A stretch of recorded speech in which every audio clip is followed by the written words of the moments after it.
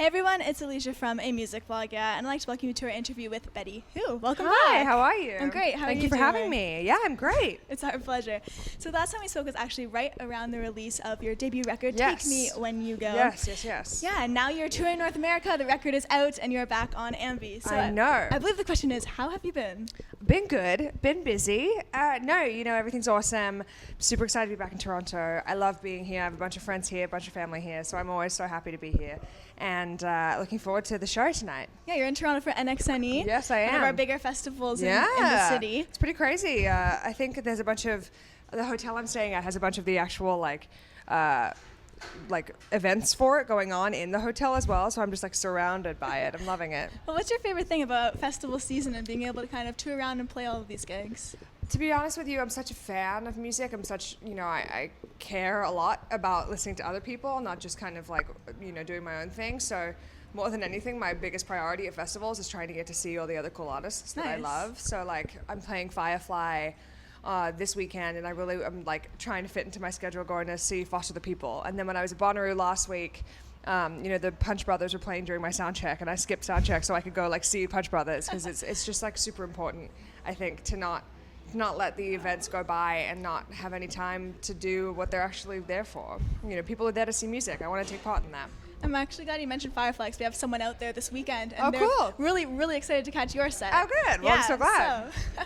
Well, as far as this festival season goes, I know for touring, last time we spoke, I asked you a little bit about your style, and just because I really love the way that you dress. Thank you very much. So when it comes to packing for a tour, what are some quintessential items you need to bring? It is literally the worst thing in the whole world. I am the worst packer in the whole world.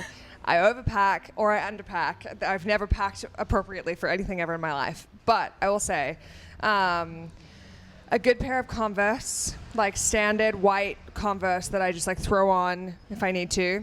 A good pair of heels. I actually have a pair of Jimmy Choos in my bag right now. And then a good pair of black staple boots are the things that if I have black jeans and t-shirts, as long as I have those 3 different kinds of pairs of shoes, I am set You're for life. set. Yeah, it's all about the shoes. And then next week you're going to actually embark on the Convertible Nights tour. Yes. And most tours are actually named after the record that they're touring on. Sure. So why did you decide to call it that? I have never really. I've named a couple. So I named one of my tours this time last year after the EP that I put out. So it was a slow dancing tour for the slow dancing EP, but the EP didn't come out until halfway through the tour. And so when I was doing the tour in the fall on my album coming out, it had only just come out, and I was kind of you all know the album's coming out. I feel like doing the Take Me When You Go tour is too obvious. I want to get more creative. And so when trying to come up with a name for this tour, I like taking little snippets of lyrics and turning them into names for the tours or for the album. The Take Me When You Go is a snippet of a lyric from a song that never got released. So it's kind of my paying respect to that song a little bit in a way. So the Convertible Nights is a lyric from all of you.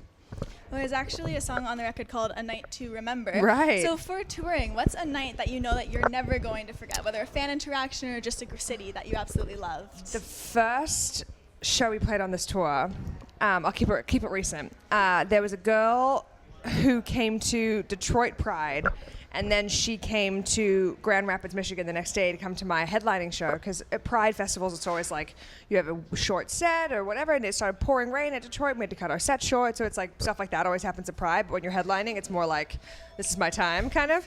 And so when I played in Grand Rapids, this girl, Mary, was standing in the front row, and she had a sign that said, "Can I come on stage and propose to you?" And I didn't really know what I was getting myself into, but I was sure, why not? And I let her up, and she had a speech prepared. I'm not kidding. And I had posted on Instagram a couple days before of my hand with a ring pop on, and I said it was the only engagement ring that I will accept. And she pulled out a ring pop that she had for me, and she did this whole thing, and she was it feels like just yesterday we met at Detroit Pride, which is when I first met you.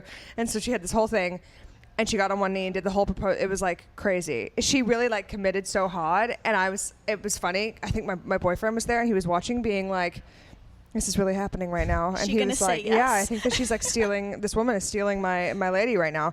But it was hysterical, and she was adorable, and we had it was it was very funny. And I think I like dedicated Somebody Loves You to her. I was like, Mary, this one's for you, because we just got engaged. It was awesome. How'd you actually respond? Was it? I was dying. There's a video of it somewhere where I'm like, I'm just like, everything. She's like, yes, I will give you all of me. And she like makes all these references to different songs of mine. And then she proposes to me and I'm like, I can't like officially accept your proposal, but also like A for effort, and like for tonight we are engaged. And so we kind of like kept talking throughout the show. It was very funny. I think I was, respect. I didn't crush her dreams too much. Sounds like a good experience. Yeah, for a it was fan. it was crazy. Just going back to the record, it's filled with these infectious pop dance hits. Love that. Yes. Thank you. You're welcome. So as far as next or new material, have you started on anything? Because it was released last year. Yeah, I have started writing for the new record. I have put together just a couple songs so far, and then after this tour finishes, I am going to LA and going to be living there for a little bit, making the new album. And I'll stop in a couple other places to meet up with some writers and friends of mine and work on the record a little bit. I'm very excited, optimistic, totally terrified, like so many emotions right now, but I'm really looking forward to writing new music. And I've been touring this album pretty much nonstop since it came out for the last 8 months or something. And so I think I need a break. I need a break from the songs, so I'm looking forward to writing some new ones.